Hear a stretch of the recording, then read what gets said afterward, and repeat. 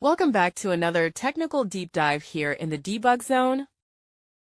Today we're tackling a big question and breaking it down with insights from other users. Hopefully this clears up some misconceptions and helps you get the answer you need. So buckle up, stay a little curious, and let's jump right in.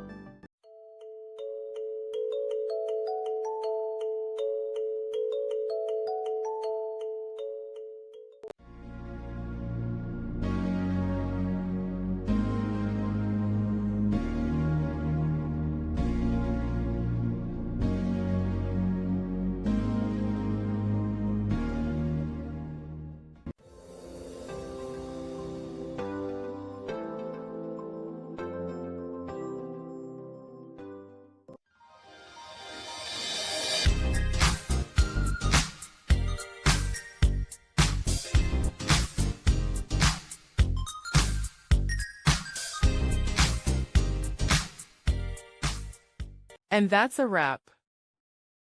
I hope you found the answer you were looking for. If you did, take a second to hit that subscribe button. It really helps out.